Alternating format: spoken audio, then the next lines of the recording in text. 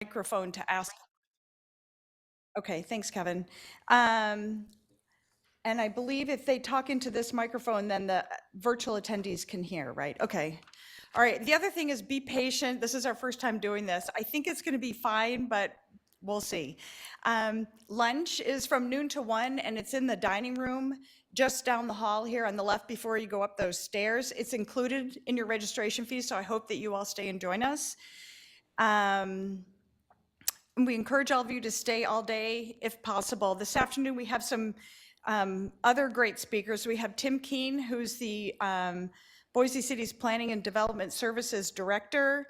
And then we have Haley and Orfino people here today because they just have been working on the Walking Fellows Institute. So they're going to talk about their progress with their walkability efforts. And then finally, we have the ever popular legislative panel at 3 o'clock this afternoon.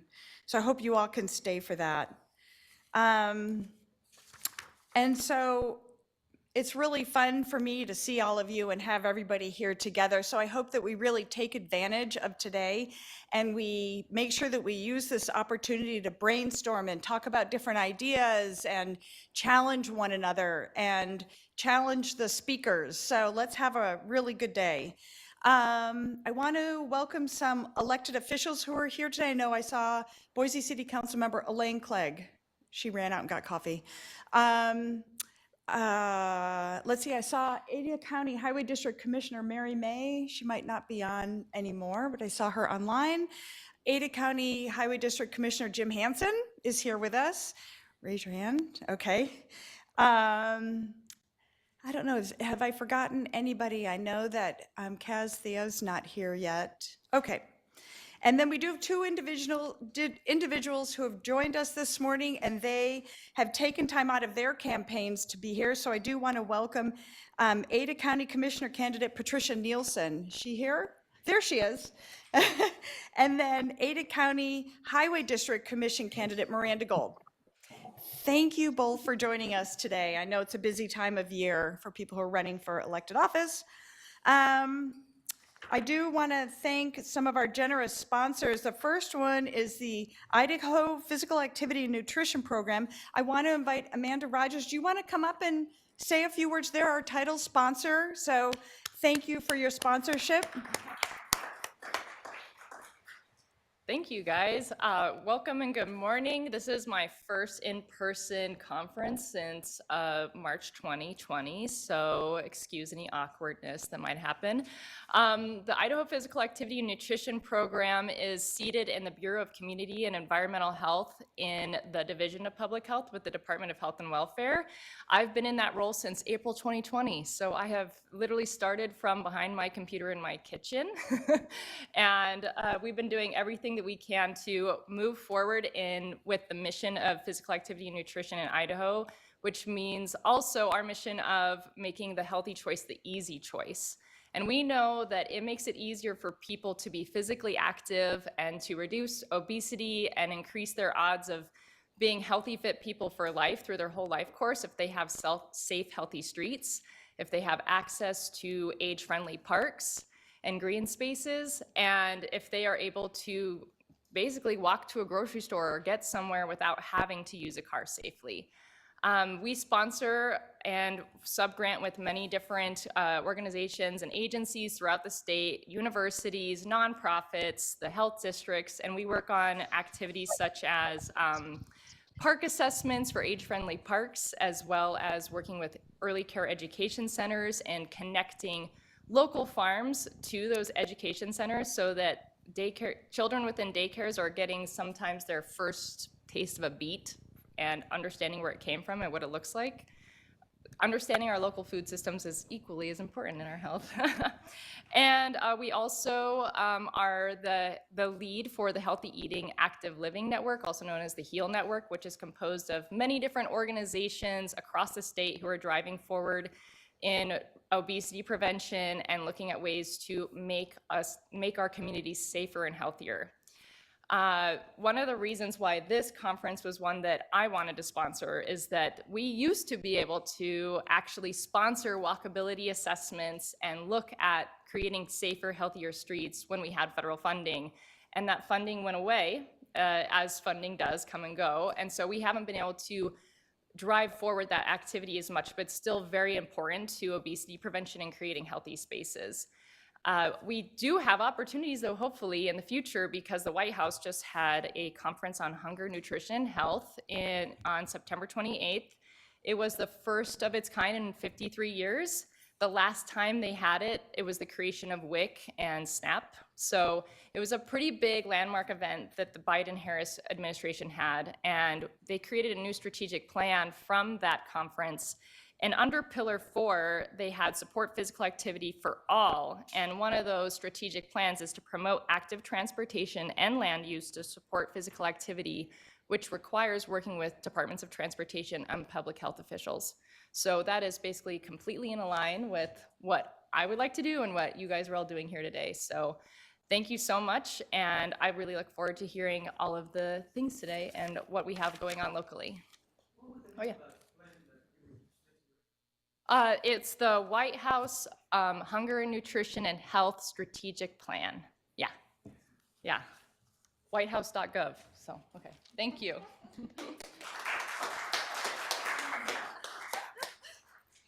Thanks, Amanda, and thanks for your great support. It's been really fun to work with you on this project.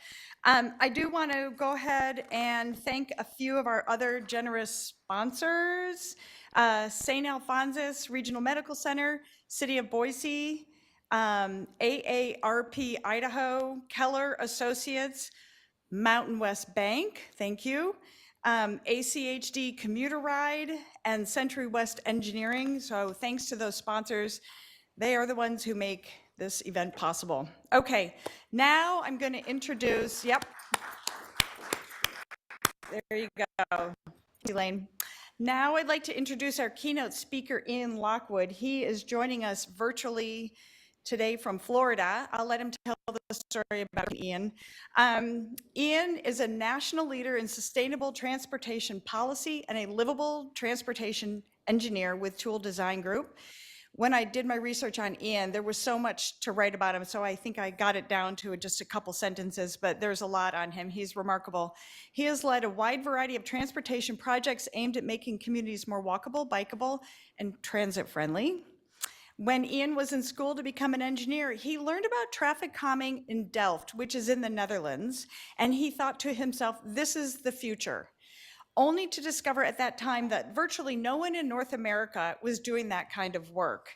However, fast forward 30 years, and today Ian is doing traffic calming on a big scale as he works to remove highways and communities that have been damaged and divided. As Ian states, people have always been the most important element in city building up until the last 75 years when we decided to put cars first.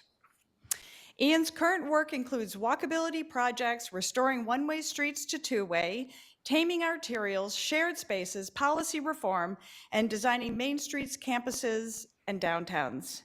So if any of this resonates with any of you, I know you all agree with me that right now, most of us can learn something from Ian at this moment in time here in Idaho.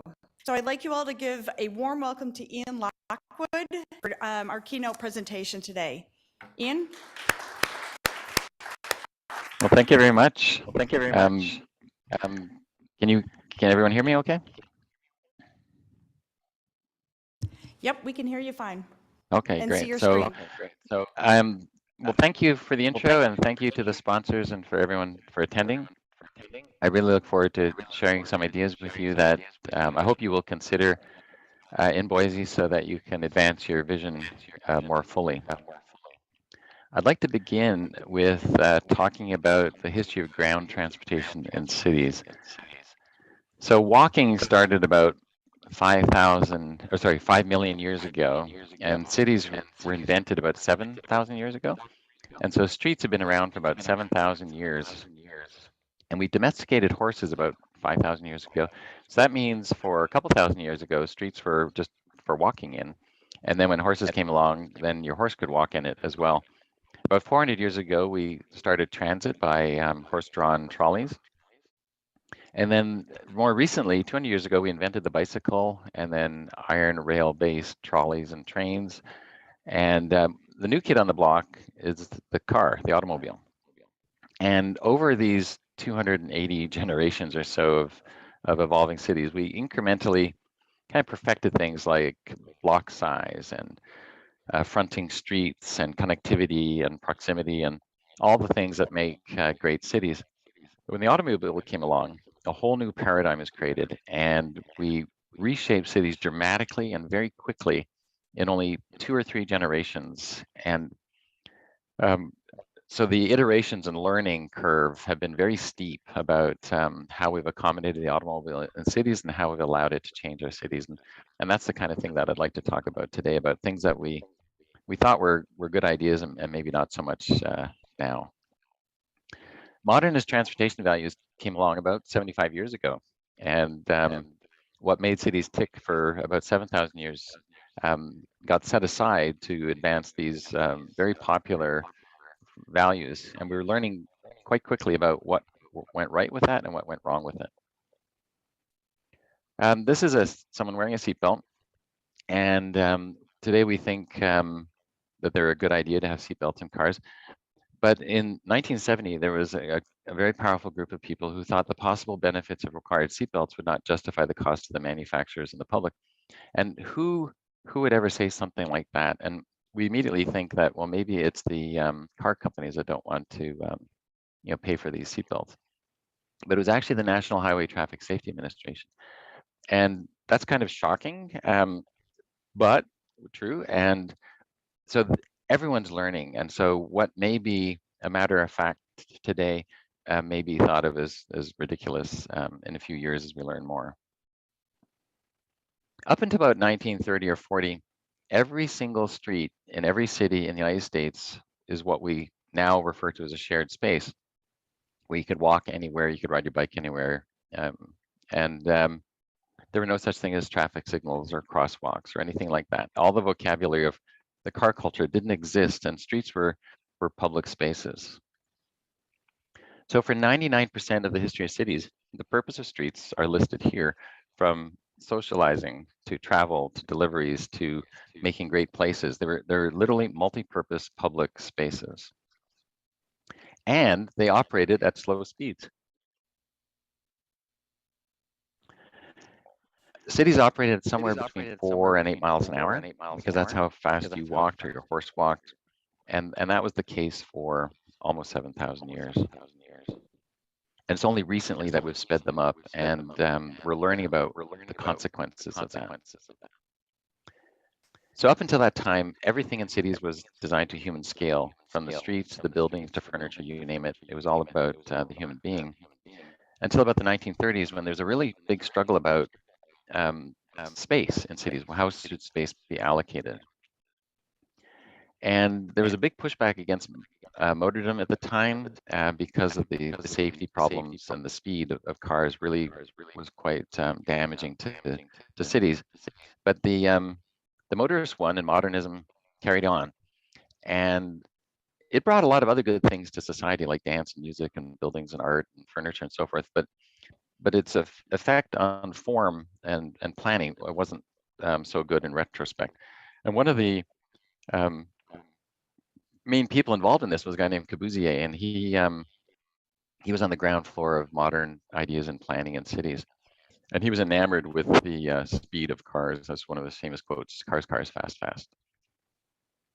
And so he had all these different ideas about how to make streets. And the idea was to connect objects in the landscape so you could get around cities very quickly. And he drew this very famous picture. And the idea was you could just connect places with high-speed streets and improve quality of life. I have to apologize. I have a cough. I just recovered from COVID last week, and I have this nagging cough. So sorry about that. And the industrialists got in it as well. Henry Ford knew that he could sell a lot of cars, and he suggested that we could solve the problem of the city by leaving the city. GM did their 1939 exhibit at the New York World's Fair called Futurama, and they built this giant model, and people sat in these seats that revolved around the model, and they saw these things called magic motorways, where you could never have to stop in the city. You just keep driving with the clover leaves and so forth. And that captured people's imaginations, and it was seen as a better way of living. And books were written about it, like Colin Buchanan's Traffic in Towns, which I had on my bookshelf when I first started, about how to make this a modernism idea a reality. And Disney got in on it, and this was what they thought was the future, that highways and big arterials would turn into these like tubes, which would get you from object to object in the landscape very quickly. The values that they brought to cities for the first time in history were things like rewarding long trips. The focus was on automobiles, individual travel. Travel time was hugely important, so speed was important. It allowed for single use land uses. It created the functional dendritic hierarchy of streets, and congestion was seen as bad. And the idea was that you should be able to drive quickly from object to object in the landscape. The beauty of it was individually appealing. If you ask anybody, would you rather get from A to B quickly or slowly? They say, well, quickly. Do you want to get to work faster? Sure. Do you want to get to the grocery store faster? Sure. So it was very simple, and it really caught on individually. And so it was rational and in your self-interest to want to get to places quickly, just like the old story about the shepherds who didn't want to use their own grazing grounds. They would rather use the common grazing ground as much as they could because that was rational in their self-interest. But if they all did it, then it would destroy the common grazing ground. And so you have to manage these sort of common resources. And these situations exist in all sorts of parts of society. Like if everybody who owned a boat could catch as many fish as they wanted, then we would have no fish. But it's rational and self-interest to catch as many fish as you can because you can make more money. Same with forestry and polluters. It's if you can externalize your costs on society, it's more profitable for yourself. But what's rational and self-interest, if scaled up to all of society, if it causes damage, then it's the definition of bad public policy. And so letting people catch as many fish or drive as fast as they want all over or pollute is bad public policy. So it makes sense for me to want to be able to drive from A to B faster. So doesn't it make sense for everybody to be able to drive everywhere faster? So why don't we speed up all the streets in the city and have people drive fast everywhere? So, real high levels of service. And the cities that did this the most tended to damage themselves quite badly. And so it's not good policy to do that. And it's called a tragedy of the common value, which leads to these outcomes. And Detroit is a really good example of a city that sped up its roads, built highways, and really damaged its traditional fabric in keeping with his vision of motordom, of being able to speed quickly between objects in the landscape. It damaged their downtown. It had aesthetic problems, quality of life problems, equity issues, and a lot of the neighborhoods devalued. And about of the 1.8 million people in Detroit, 1.2 million, so 2 out of 3 people, left the city and moved into the suburbs. I'd just like to talk a little bit about Richmond, Virginia for a moment. And this is Broad Street, their big arterial downtown. And it's back in the day, and you can see the department stores, a lot of social and economic exchange happening here. There are theaters, public buildings, food, entertainment, all sorts of things, and transit are all accessible off this arterial. And this is a map around the same time, and you can see the black lines are the trolley routes and the white bars are 3-minute walking contours. And you can see the concentration of trolley lines right downtown. And so the whole city was practically a transit-oriented development. And the role of the arterials was mostly about access. You saw all those different things being accessed on that arterial. And it had a throughput role, big throughput role. But access was huge on the arterials for transit and different types of land uses. And local streets, were accessible, and they had a very small throughput role. And Richmond, unlike a lot of cities in the United States before World War II, were designed around traditional values, designing for short trips, walkability, proximity, mixing land uses with a connected network of streets, buildings addressing the street and slow speeds. And this is based on about 7,000 years of trial and error. That's why we call it traditional values, because it predates the automobile. And until 1949,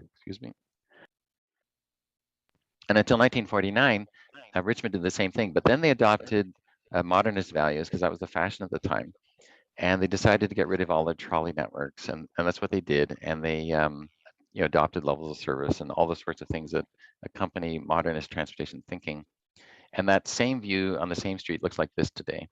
And you can see the social and economic exchanges dropped. A lot of the buildings went out of business, got torn down, and make room for surface parking lots, and had a tremendous detrimental effect on the tax base of this area and the social and economic exchange along the street. And what used to be a human scale environment turned into an automobile scale environment. And what was a transit-oriented city turned into more of a car-based city, and the coverage of the transit covers a much smaller proportion of the city and is far less effective today. And the historic, traditional concept of the roles of arterials in terms of access and throughput was changed. And in the modern textbooks, you'll see that arterials are about throughput and local streets are about access. So there's no theoretically access on the arterials according to modernist transportation doctrine. But if you look at Richmond's newer areas, you can see the arterials from the aerial photograph. And this is where there's the grocery stores, restaurants, entertainment, offices. The market is saying that this is where folks want access from the arterials. And you can look at all sorts of other cities and you see the same pattern, that in Buffalo, the arterials, unless you're downtown or something like that, this is where people go for exchange, is on the arterials. This is Portland, Detroit, Hartford. The same pattern is in all of our cities. Atlanta, unless you're in a special district or downtown, arterials have a huge role in our economies and social and economic exchange. But the theory says they're not about access. And so we go to great lengths as a profession to deny access to businesses in the attempt to make throughput fast and in higher volumes. So the modernists rejected this role of the streets that had been around for a long time. And this is Chattanooga. This is a big road that cuts the city off from the waterfront. And the city wanted to do something about that. So we developed a vision for the street. We wanted to make the big road into a 2-lane street with terracing down to the water so people could access the water. And there was a big battle between the Tennessee DOT and the city. And the DOT said, the city's lifeblood is the highway. The mobility provides is vital for economic health and the convenience of the motoring public. If anything, the highway should be expanded to fight congestion, and removing it is anti-progress. Yet the city was saying walkability and access is important to the health of the city, and the highways contributed to the woes of the city, and it's not consistent with the urban context, and we need to replace it. So you've got this these two paradigms that warring which paradigm should prevail.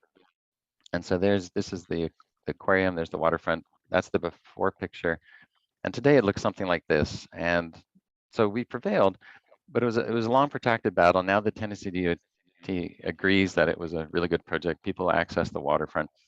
More jobs and so forth came to the city. The city's more popular, downtown's more successful. It's just a better city. And when you think about the DOT's claim that it was imperative to have the highway for the motoring public, well, that was just simply not true. And it's just a better city because of it. Now, if you asked anybody in the city would they like to be able to get the highway back, they'll probably say no. So what that was, it looks like an argument about what kind of street you want on your waterfront, but it was really about an argument about which paradigm should prevail, the newer, relatively untested paradigm, the modernist paradigm about fighting congestion and speeding up streets, or the traditional paradigm, which has shaped cities for thousands of years. And Chattanooga is one city, but if you look at other cities, the ones that emphasize the modernist paradigm tend to have poorer outcomes in terms of identity, health, modal options, energy consumption. And the ones that follow the traditional paradigm, they have the opposite. So more and more cities are moving towards traditional paradigms as they learn more about the pluses and minuses of the modernist paradigm. So in 1996, I got the honor of heading up the city of West Palm Beach's transportation division. And so I'm going to tell a little bit about that story. I call it the West Palm story. And when I got to the city, it wasn't a really great place. We had $7,000 in reserves. 80% of our buildings on our main shopping street were vacant. The streets had been one-wayed and sped up. Exporting anybody with choice had left the city. A lot of our buildings, over half of our buildings, got torn down and made into parking lots.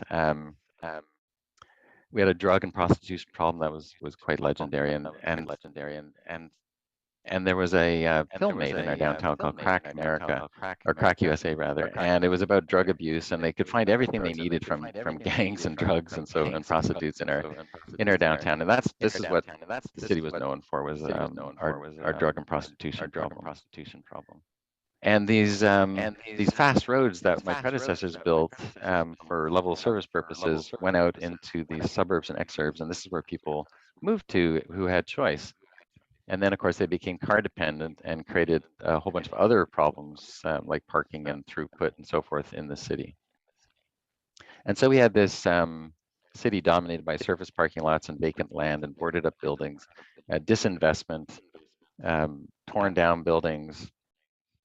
But we had 30% of the county's jobs here because we were the county seat, and so we had this tidal flow of motorists in and out of the city every day. Here's a figure ground showing you all the vacant properties where buildings either fell down, were torn down, or turned into parking lots. We got a bunch of workshops going and developed a vision for the downtown. We drew it and had a wonderful idea of this vibrant, medium-sized city. And my job was to change the streets to match that land use vision, to create a wonderful place that's walkable, beautiful, accessible. And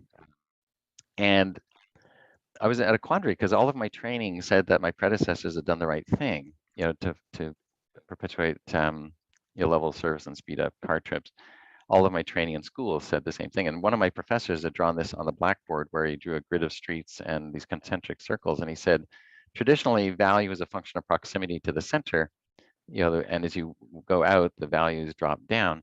And he says, your job as future transportation engineers is to speed up the roads, to reduce travel time. And that idea shaped all of our metrics and our modeling and so on. But what it did in reality, when I looked around West Palm Beach, was these faster, bigger arterial roads created barriers and devalued the downtown and the city, and didn't spread the value, it exported it out. And so I concluded that this theory was actually wrong. And I looked at other cities and the same patterns like Detroit and so forth, confirmed that this was just a theory and an unfounded theory. And so I still had the problem of changing these streets into something that would match our land use vision. And this is Dixie Highway. And I just concluded that just too much space was allocated to the car, and I started repurposing the space. And the other thing that bothered people downtown was the driver behavior. They're just going too fast. And so I removed car carrying capacity and narrowed the streets, put in wider sidewalks, street trees. And to slow the motors down, I built raised intersections at all the intersections, that kind of thing, to keep the speeds down. And lo and behold, investment people, businesses started coming back downtown. It became a place again that people wanted to be. This is a 5-lane state road that cut this neighborhood in half, and we made it into a 2-lane road.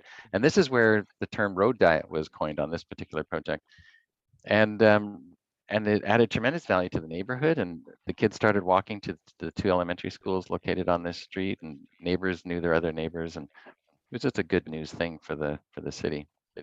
And this is in the north of the city. This is a big arterial that a lot of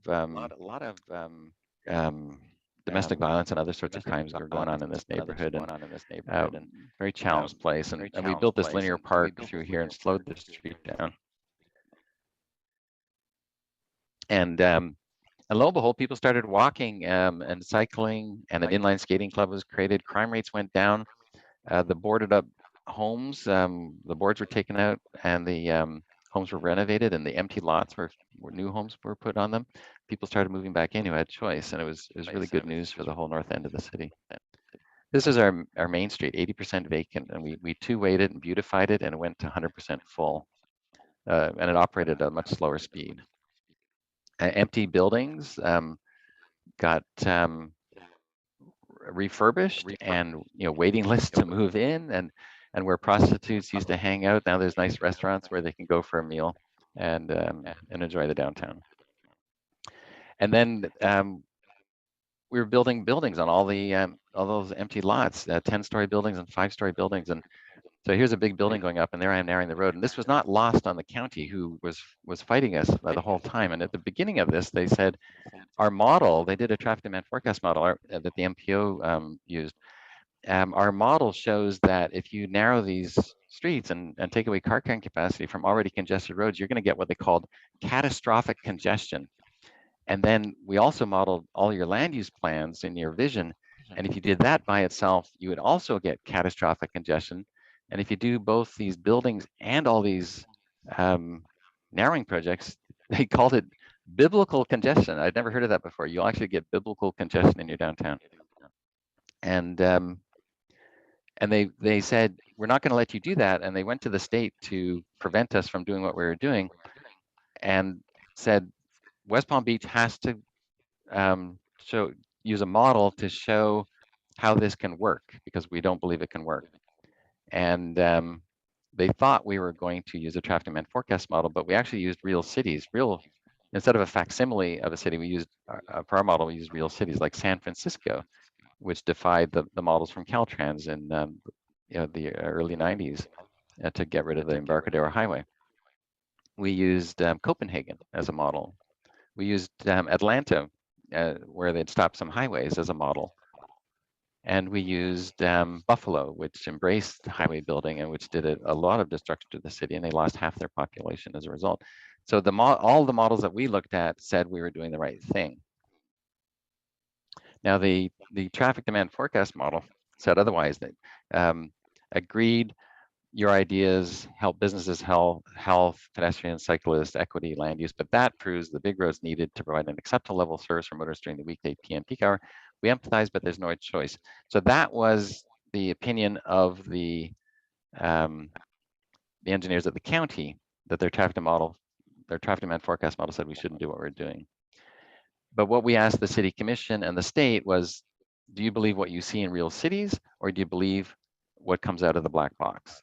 And so the state and the city commission and so forth agreed with us, and we allowed our future to be based on a community vision and not so much a traffic demand forecast model. And so we continued on, and so that view became this view. A lot of people moved into the city, a lot of businesses moved in. This view of this empty block turned into this beautiful view. And so now there's a lot of social and economic exchange. Now there's still lots of problems in West Palm Beach. It's certainly not perfect, but it's a way better city now than it was when we started. And we learned a lot. Having a vision is fundamental. A vision is what the place ought to be like, not what it is, but what it ought to be like ideally. Everywhere we work, we either help them make a vision or they have one, and it's usually about making a great place. When we talk to people, we find that,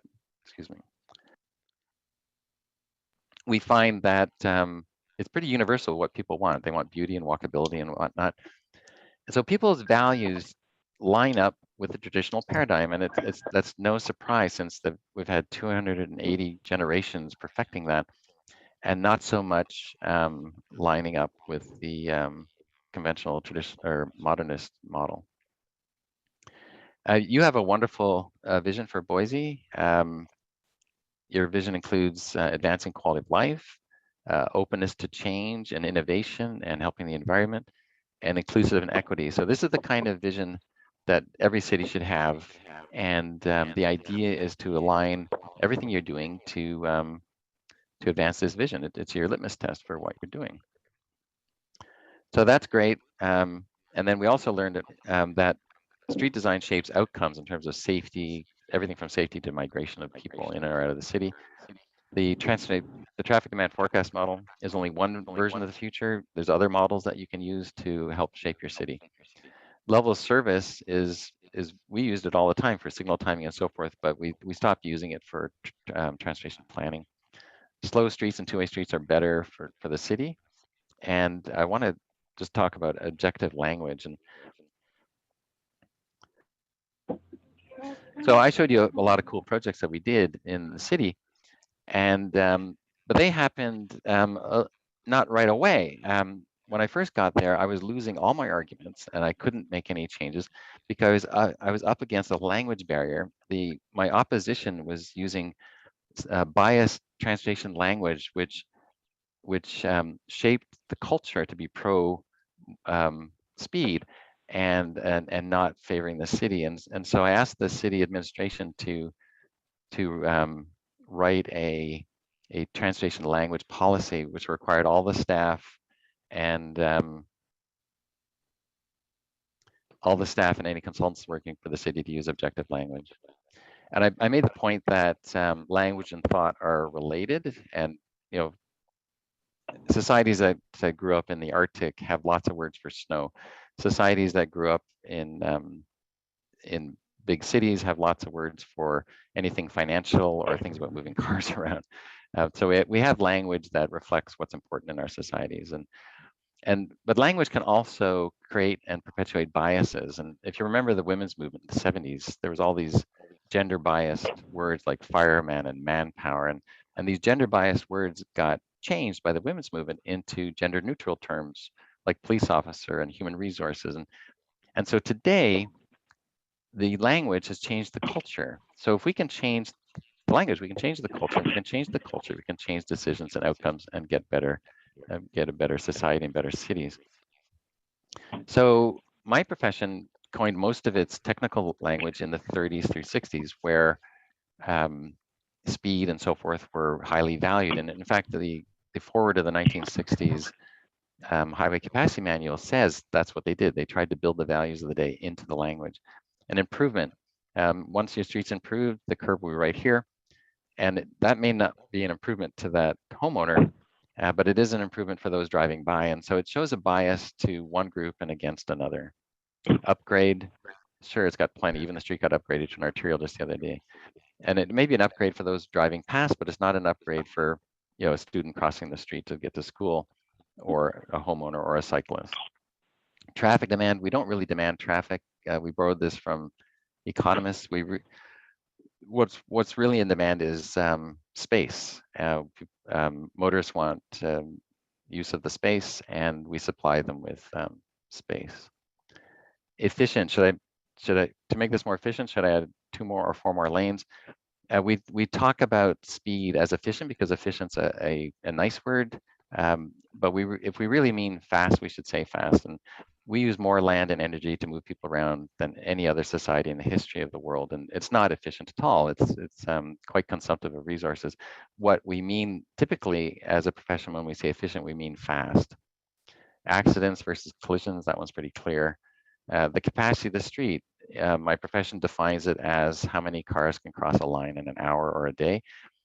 But streets have the capacity to do all sorts of things, like nurture businesses and be social places and host recreation or events. And so there were public spaces for 99% of cities, and they were kind of usurped by this term, capacity for motorists. Level of service for whom? And there's all sorts of other coded words that were built into the language to perpetuate a series of biases that favored motordom. And so the city got an objective equivalent for all of these, and we required those, and it really helped the city make positive changes. I just want to talk a little bit about delay. And so here's a project we did in Trenton, New Jersey, where we were asked to look at removing this highway, which went through this old park in the 70s. And that highway was brought in to allow people to come and enjoy the culture and the shopping and so forth in the downtown. But what it did is it exported a lot of the value out of the city to the suburbs and actually devalued the downtown. So we did an urban design plan to remove the highway with a connected network of streets, and it took 2 years to get an informed consensus through the DOT and all the different agencies and people involved. And a Johnny-come-lately traffic engineer showed up at one of our final meetings and said, "Well, what about the delay?" And everyone in the audience groaned because we'd been through that 1,000 times for the last 2 years. Anyway, I said, "Well, there won't be any delay." And he said, "Of course there will be delay because you're going from 60 or 70 miles an hour through downtown to 25 miles an hour."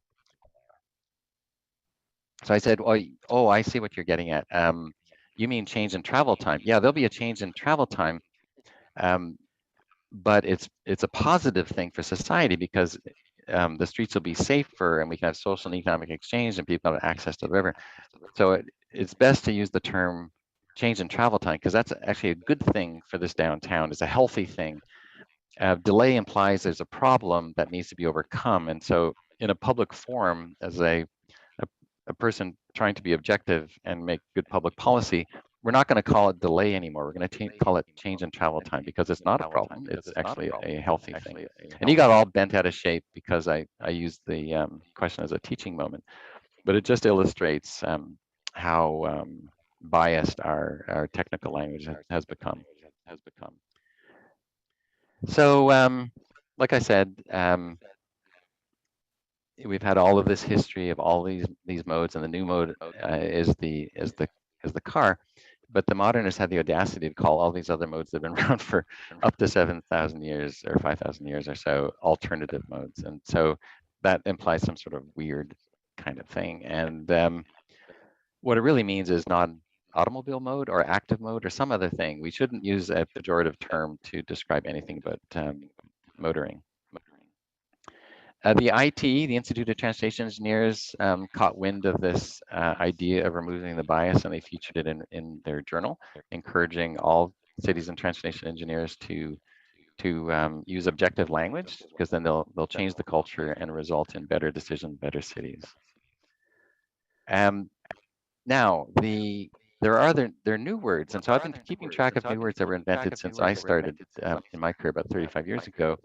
And these are some of the terms that have come along: context-centered design, smart growth, integrating land use and transportation, complete streets, comfortably accommodating all the different user groups, separated bike facilities, all these sorts of things. And we didn't need terms like that before World War II, because a lot of these more traditional ideas were just what happened. We didn't need terms for that, but now we do, as a sort of an antidote to the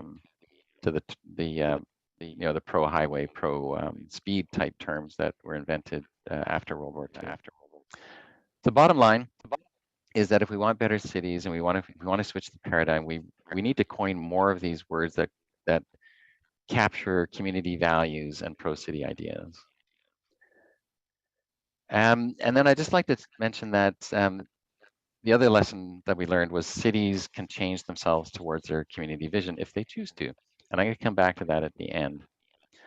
Fundamental to the changes we make in cities is the purpose of cities. And the purpose of cities is to advance an efficient and effective exchange. And this is what we do in cities. We exchange all these different things, from labor to social contact to services, you name it. They all come together in cities. And the transportation purpose of cities is to minimize long trips. It's to bring people together. And my profession, through levels of service and speed and minimizing travel time and so forth, have done the opposite. We've spread cities out, lengthening trips. And of course, the cities that did that the most tend to be the worst cities, and the cities that didn't tend to be the better cities. And this has a lot to do with the way we think about mobility. When I started, mobility was the movement of people and goods, and the further and farther meant better. And a better definition is this: the population's capabilities and strategies to move in order to access what they need to live and thrive within the city. And let me break it down a little bit. So populations is S apostrophe. There's all sorts of different populations that live in cities, and they all have transportation and mobility needs. We move in order to do something. We move in order to access things. It's purposeful. And the Surface Transportation Policy Project did some surveys years ago about why people move. And this is the types of trips they use. About 20% have to do with work and 80% have to do with everything else. That's probably changed a bit because a lot of people work from home now, but basically people move for these things. And the idea is, if we can make these things closer together, And if we can mix our land uses, then we can increase people's mobility just by shortening their trip lengths. And so, hello, mixed land use and density reduced my average weekend trip length by about 85%. So this guy's got it together. Like, he's got everything he needs within 3 feet. And so he doesn't have to move very much over the weekend. So his mobility is fantastic during the weekend. So when you think about access and these different populations, if that's what mobility is about, then we get equity. If we allow people to move in order to access what these folks need to use or need to get to live and thrive, then we have what we call equity. And that's right in Boise's vision. And if we consider these things together, it advances efficient and effective exchange, which aligns perfectly with the purpose of cities. So mobility isn't just movement, because that's anti-city. Mobility is what's on this slide, which is pro-city. And so when you talk about mobility, think about it in these terms and not just fast movement. And then I just want to talk a little bit about some of the cool ideas come mostly out of California about changing from levels of service to VMT reduction. But before we get into that, I need to just talk a little bit about the difference between volume and trips. And to illustrate that, we're going to use 2 cities, one orange city and one pink city. And the only thing we know about these 2 cities is 2 traffic counts, one in each city, where at this point on this street, the traffic volume was 18,000 in both cities, and the number of lanes was 3. And we're going to ask ourselves some pretty key questions here. Which of the 2 cities has a better economy, lower vehicle miles traveled per capita, a better land use planning, and more efficient use of infrastructure? And of course, you don't know because your data is identical. But if you had the average trip length, and if it were 2 miles in Orange City and 6 miles in Pink City, now you've got something to go on. So the answer is Orange City has a better economy, lower VMT per capita, better land use planning, and more efficient use of infrastructure because its trip lengths are shorter. So their mobility is higher. So you have 3 times more trips happening in Orange City than Pink City. So much more vibrant city with the same amount of traffic. And the point is that traffic volume and trips are different. And we have to keep that in mind if we want to make great cities. And it has to do with trip length. So when we look at projects, or if we do an environmental assessment, we look at all sorts of factors, and we look at traffic and transportation. And up to recently, in most places, level of service is considered the metric of choice. And we've already gone over how that can be very damaging to cities because of that flawed assumption. But let's go into detail a little bit about what states like California and so forth are finding, that in central areas, there's low levels of service. And so if somebody wants to develop, maybe let's say a housing development, they're required to mitigate the level of service so that drivers can get around with higher levels of service. But if they go on the edge, then there's already high levels of service out there on the edges, so developers aren't required to mitigate. So a level of service environment rewards greenfield development over infill. And similarly, if you wanted to reallocate space for maybe a transit facility or a linear park, you have to first make things whole for the motorists before you can do that. So it's an obstacle to these sorts of projects. And I-10 in Houston is the poster child for induced automobile use. They added all kinds of lanes and it just filled up right away. And consumption of resources, of taxes in the suburbs to keep the maintenance up of the infrastructure, land and energy being consumed. And disadvantaging traffic. This is Fairview Avenue in Boise, and you can see the environment it's not encouraging transit, but it's got great levels of service for the motorists going by. Disconnected from the economy. This street continually got widened and specialized for levels of service, and eventually the buildings got torn down because they just couldn't survive economically. Disconnected from the form of the network and the the land uses along the side. These are both collector streets, and one is highly unwalkable, and one is walkable, but the level of service won't tell you anything about that. And barrier creation, in the name of level of service and speed, we often create barriers throughout our communities. And then reduce comfort and safety. And it's not just for cyclists and pedestrians. There's a lot of car crashes as well that injure and kill a lot of people because of the high-speed environment. And fundamentally, level of service is an operational metric. It's very useful for things like timing signals and so forth, but as we showed in West Palm Beach and San Francisco and other places, that is not a very effective planning metric. So instead, places are starting to think about VMT reduction. And so if you're developing a residential community or development rather in downtown, you probably have lots of jobs and services already there, so you don't need to mitigate your VMT. But if you're developing on the edge, every house is going to be car dependent, so lots of VMT, so then you'd have to mitigate. So then the impact fees reward infill and discourage greenfield development, which is a positive thing for society.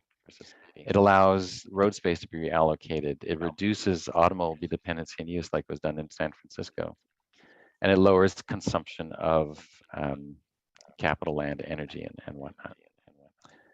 However, VMT is insufficient to replace level of service on its own. It doesn't take into account the economy. And these two places have very low VMT, but they're not nice places. So we need some sort of metric to talk about vibrancy. And as we discussed before, trips is the transportation metric for that. And so the cities in the world that have the best outcomes in terms of increasing their populations by reducing their traffic and increasing quality of life have some version of this universal equation. And so what they want to do is reduce their VMT per capita and by employee and resident and so on, something that both traffic engineers and planners can pull together in the same direction on. But they want their vibrancy to go up. And unless they change other things, if they just increase the number of trips, vehicle miles traveled will go up. So to fix that, they have to change their average trip lengths by increasing densities and mixes and increasing connectivity, slowing streets down for safety and other reasons. And they also have to change their modal splits, and there's lots of ways to do that. And the idea is to increase your modal split and reduce your average trip length enough so it offsets the increase in total number of trips. And that's the way the best cities are reducing their VMT while becoming better cities. So I'm just going to end on the South Bend example and talk about just some final thoughts. So South Bend was a nice city after World War II, but they did the same thing so many other cities did and rewarded high speeds and levels of service and one-way their streets and exported a lot of their value to the suburbs. And again, a lot of their buildings got torn down and they had a lot of problems in their city. And when we got there, we talked to people about that and their values, and folks had traditional values. They valued the things people have valued in cities for 280 generations. And so we worked with the city and the county and the DOT, and we looked at their street network, and all their streets in the downtown were pretty well one ways, and which really disadvantaged businesses in an effort to speed traffic through. And what we wanted as a vision was two-way streets, two-lane streets, walkable streets, easy wayfinding. And we drew it up, a way to use all the streets effectively and make them into great places unto themselves, great public spaces. And while we were at it, we helped the hospital correct a bunch of its issues with its site planning because we're redoing the streets anyways. But Main Street was a 4-lane, one-way state route. Great signal progression, great levels of service and whatnot, but not a great place. And so we changed it to 2 lanes, 2-way with separated bike facilities, and now it's attracting restaurants and investment. And on the waterfront, there's the other one-way pier going the other way, and now it's a beautiful 2-way, 2-lane street. And when we got there, and we were suggesting these sorts of things, a lot of the conventional engineers in town who had brought these reports with their modeling results and said this was impossible.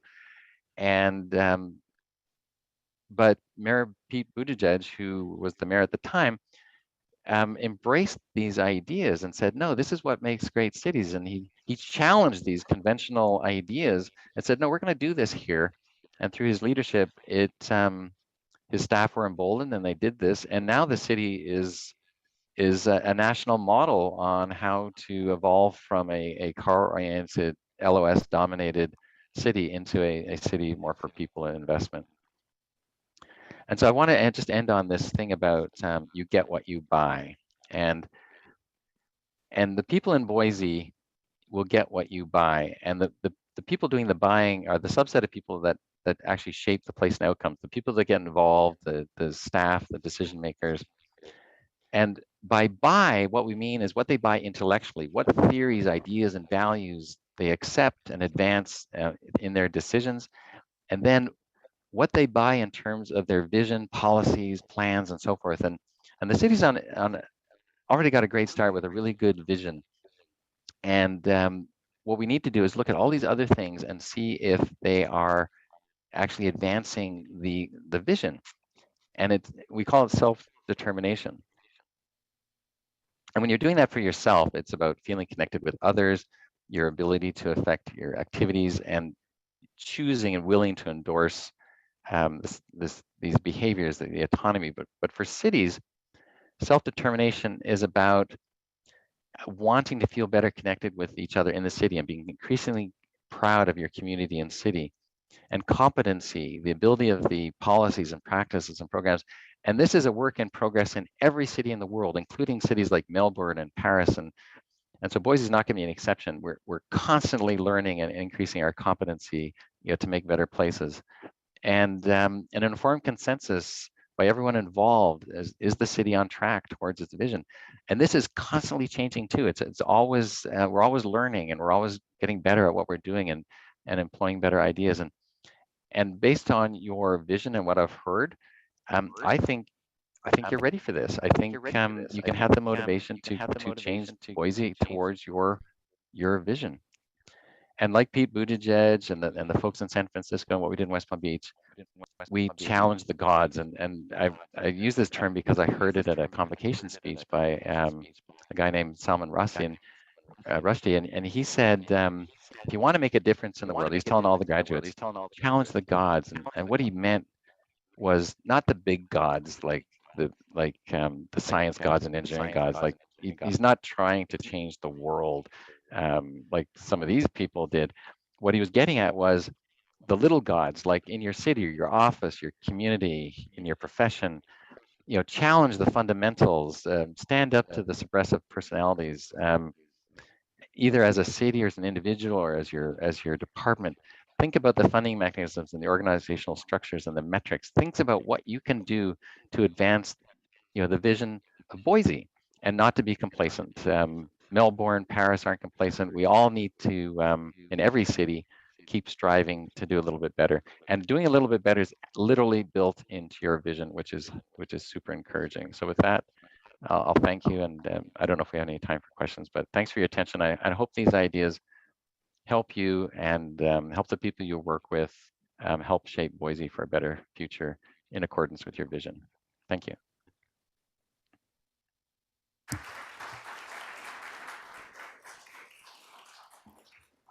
Thanks, Ian. We appreciate that so much. So we have 15 more minutes. Would anybody like to come up and ask a question? I want to open this up to everybody. And can we get questions online? Can they put something in the chat? Could you see that? Okay. Anybody here have a question for Ian? While you're thinking about your questions, I would like to ask Ian to explain something that he and I talked about as we were preparing for today. Oftentimes I hear people talk about making these changes in our as easy. And I think when you look back over years of work and you realize what you accomplished, you're like, well, done, that's pretty good. But it's not easy. It's hard work.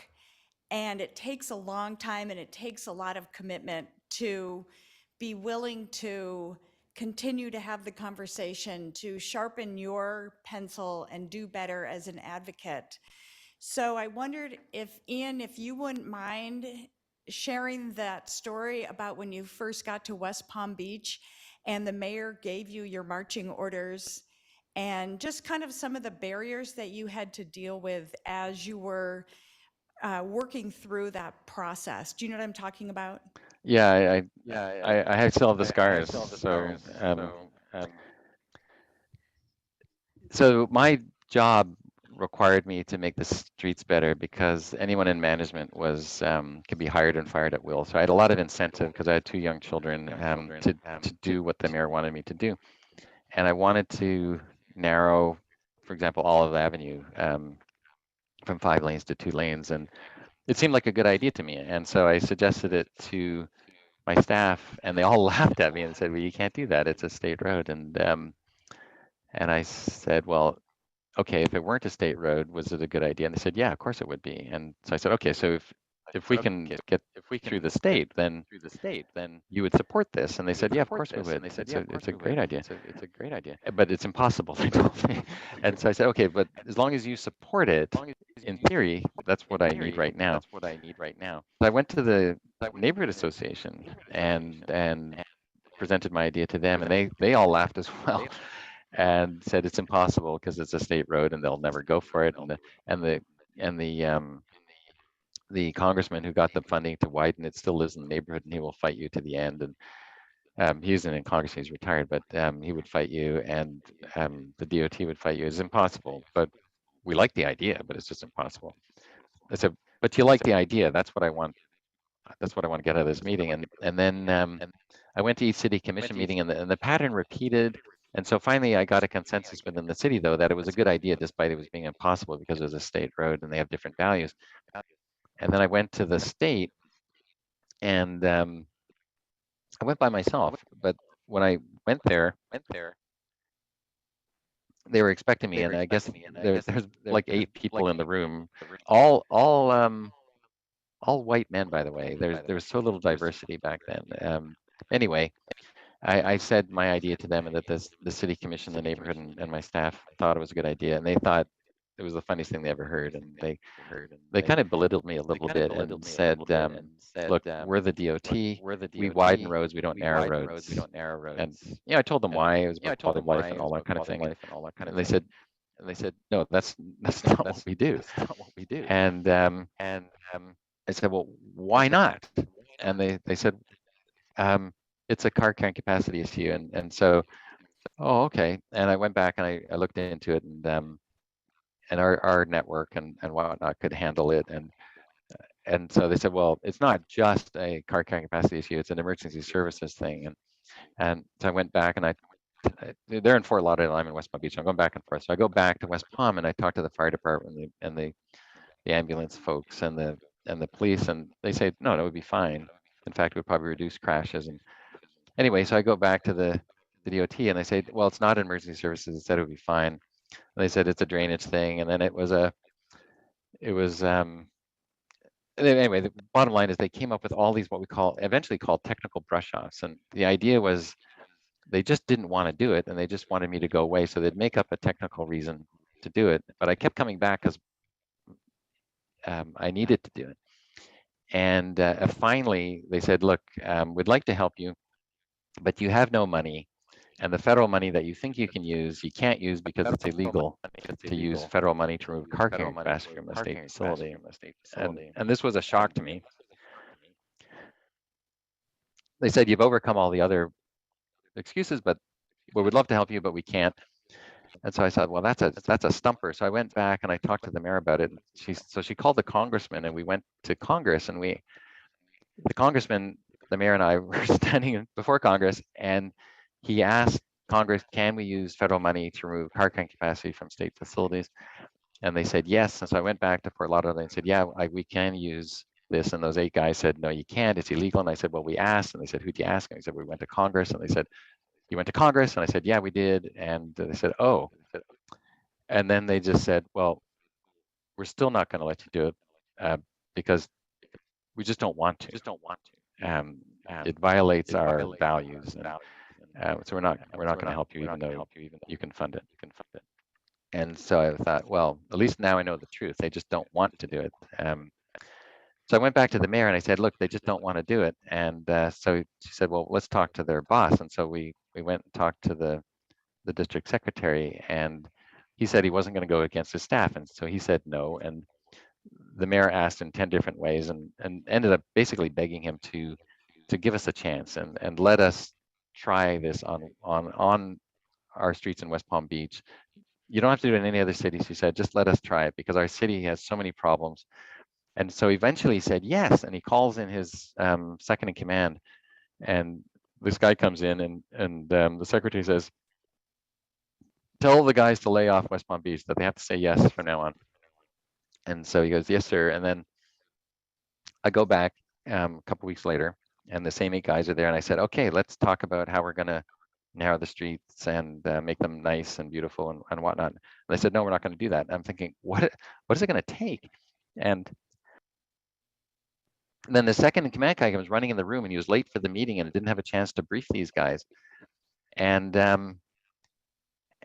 he came in and said, guys, you have to say yes. It's coming from the top. And so so they said, oh, okay. And they all just sat there, and they didn't know what to do. And it dawned on me that these folks have never been allowed to say yes before. They never thought their superiors would ever support them agreeing to something that was pro quality of life or pro safety or pro road diet or pro business on these arterials in the manner that we were talking about. And they just sat there. And then finally, one of them said, well, what do you want to do? And I said, well, let's divide the city up into 8 parts, and we'll start knocking out these different parts. And that's what happened. And then suddenly they were licensed to say yes, and they got all excited. And we hired consultants, and we designed these sections, and we really transformed the city from a car dependent, level service oriented, not so great place into a really nice medium-sized city, exactly in alignment with the mayor's vision. And it opened up the door for funding for cities all across the country to do the same thing. And it was a model, and we had a lot of people coming there, looking at what we did. But again, it's not a perfect city, and it's certainly not a perfect city. But we've seen those patterns over and over again in city after city. And so we learned a lot through that. But I have to tell you, at the time, it was excruciating. I was attacked professionally by the county. I was ridiculed. We didn't have the words. There was no such thing as complete streets or road diet or context sensitivity. None of that existed. So we didn't even have the language to express ourselves. And it was very frustrating for me.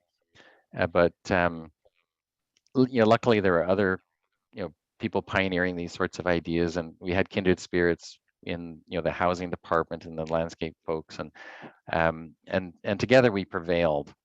And so today it's a lot easier to do what I've been talking about, because we're allowed to do this stuff, and the federal government encourages it now. We have new standards and guidelines at the national level, and so it's never been easier to do it. It's still hard because the conventional paradigm has so much gravitas still, particularly in public works departments and that kind of thing. But it's possible, and there's lots of case studies, and plus on the plus side and the minus side that you can look at and get inspiration. But the bottom line is that all of these lessons, hard-fought lessons, allow you now in Boise and other cities to advance your vision more effectively. And I hope you all do that and don't have to go through what I had to go through 25 years ago.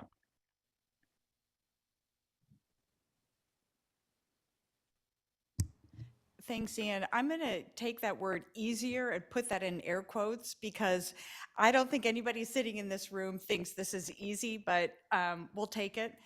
And then I have one more question. This is from Molly O'Reilly, who's on our board, and I'm going to read this to you. She's joining us remotely from Sandpoint. It says Portland, Oregon eliminated a highway on the downtown waterfront. When I asked the city's transportation planner where the traffic went, he said over 30% vanished. Have you experienced that elsewhere? So I'll let you go ahead and answer that, Ian. We have about 5 minutes left. Thanks. Yeah, it's called demand reduction, and in Europe there's a technical term for it called traffic evaporation. And so cities that wean themselves off their car dependency, they always wonder where the traffic goes. And the cities that do it most effectively, it evaporates, it goes away. It gets pushed into what we call the opposite is like induced demand. And the cities become more efficient and less car-oriented, and trip lengths get less. But the same thing happened in San Francisco. The same thing happened in West Palm. Had we widened the streets like the county wanted us to, we would have had huge numbers of car trips and so forth.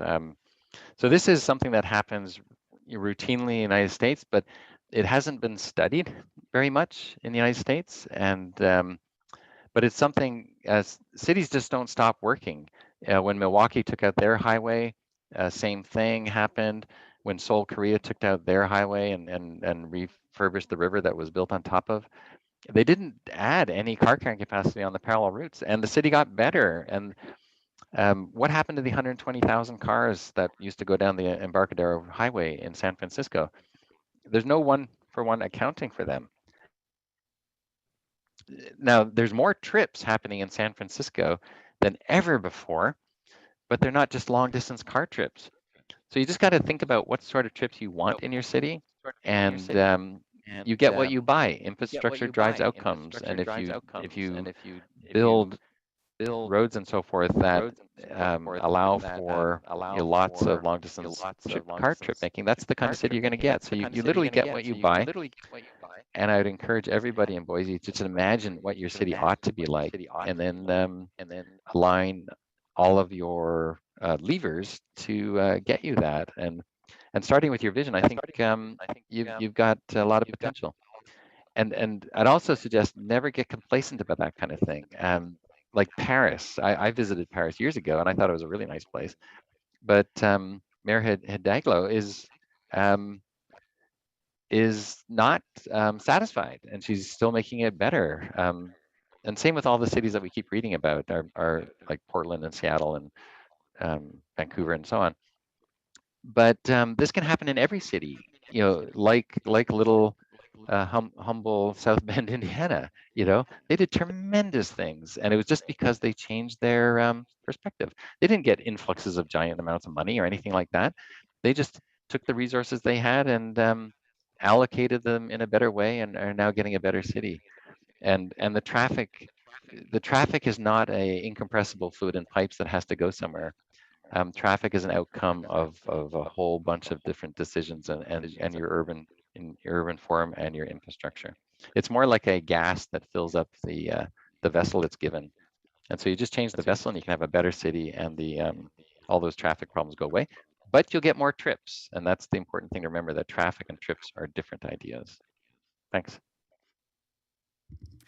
Okay, so we have 1 minute left, and I have two questions that came in. So I'm going to go with the one I received first, but both are really good.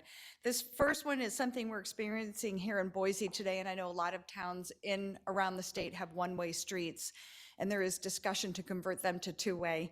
So the question is, I would like to have you expand on why changing one-way streets to two-way makes a difference in this work, and you literally have 1 minute to answer that. Well, you can take a couple minutes. Thank you. Yeah, we don't say convert from one-way to two-way anymore. We say restore, because the historic intent of that street was to be two-way, and it was probably two-way for most of its history, and it was probably one-way in the 70s, in alignment with conventional values, to probably serve some highway. Like, one-way streets are great to connect to highway ramps and that kind of thing. So the trouble with it is that the one-way streets end up serving the highway and stop serving the city and the businesses and the community.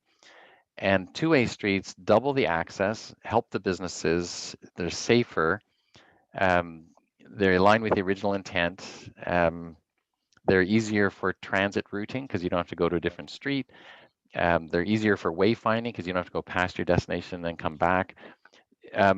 Two-way streets are about access, and one-way streets are about throughput. And when you think about the purpose of cities, two-way streets align with that purpose and one-way streets don't. And so I would encourage you to systematically restore your one-way street system to two-way. And if they do connect to highways or something like that, look at what other cities have done, and you can ameliorate that problem as well. So yeah, I think one-way streets are generally bad news for cities, and you should do everything you can over time to restore them back to two-way.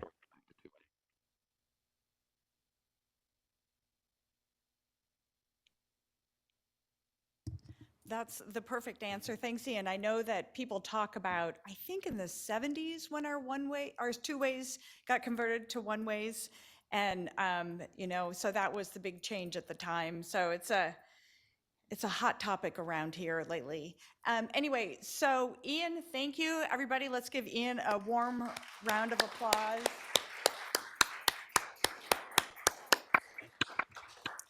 Thank you for your time today. We really, really appreciate it. And there are a few more questions that have come in. I'm wondering if you could answer those over email after today.